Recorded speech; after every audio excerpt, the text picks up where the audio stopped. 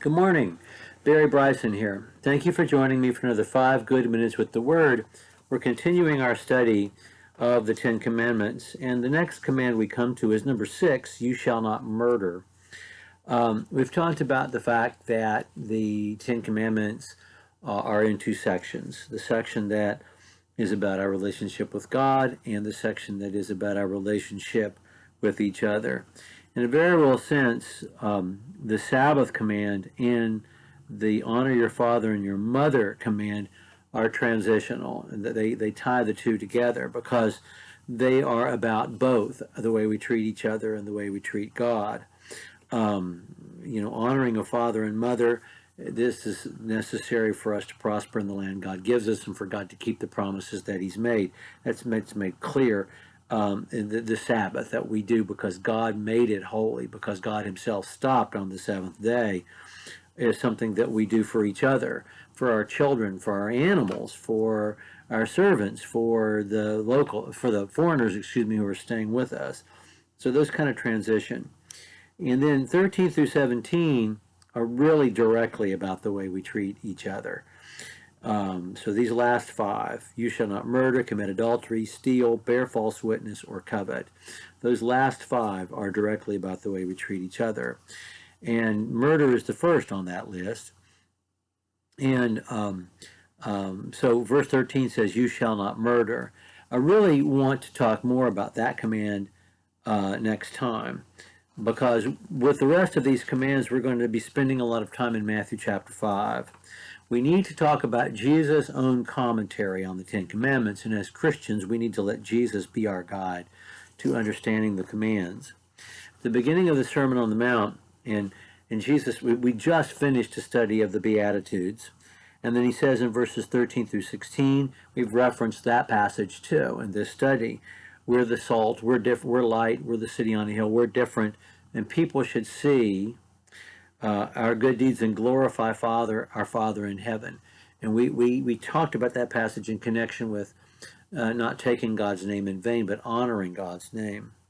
And then he says in verse 17, do not think that I came to abolish the law or the prophets. I did not come to abolish, but to fulfill. For truly I say to you, until heaven and earth pass away, not the smallest letter or stroke shall pass away from the law, until it is all accomplished. Whoever then annuls one of the least of these commands, and so teaches others, shall be called least in the kingdom of heaven. But whoever keeps and teaches them shall be called great in the kingdom of heaven. For I say to you that unless your righteousness surpasses that of the scribes and the Pharisees, you shall not enter into the kingdom of heaven. Okay.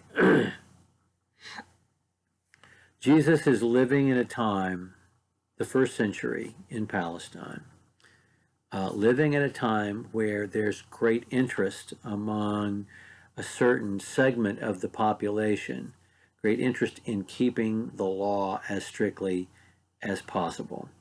The Pharisees and the teachers of the law have developed this entire rabbinic system of holiness, the traditions of the fathers that were seen as a hedge around the law to protect the law. So if we keep these rabbinic traditions, then we'll certainly never break the law because they extend. And they are the wall, the hedge around the law that will protect us from. And we see Jesus come into conflict so many times, especially in terms of the Sabbath law and the keeping of the Sabbath law. And when we talked about the Sabbath, I should have mentioned this, but I'll mention it now.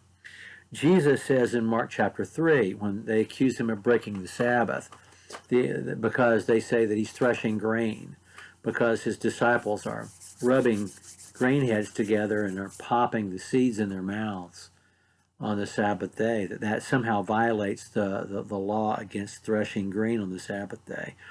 Jesus says the Sabbath was made for man and not man for the Sabbath. And I'm the Son of Man and I'm Lord of the Sabbath.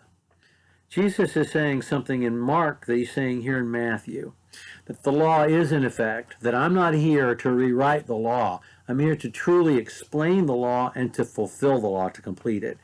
And so that which God has been working towards finds its fulfillment in me.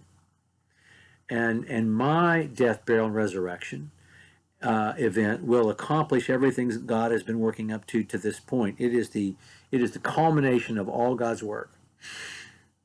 And so I'm the completion of this. I'm not here to nullify it, but to complete it. And he's also making another claim. I'm the one who gets to explain what it means, because I'm the fulfillment of it. Also because he's God and he knows. And so in Matthew chapter 5, beginning with verse 21, he talks about the sixth commandment and the seventh commandment, and the law, not committing adultery, not committing murder, telling the truth, beginning with verse 33, and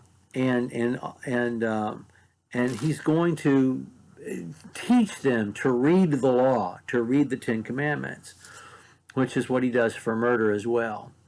We'll talk about next time what he does for murder, and he'll say things like, "Hey, this is not just about murdering an innocent person. This is also about the way you treat each other, and it's not just about the physical violence, but verbal violence as well, and the way you treat each other as less than human.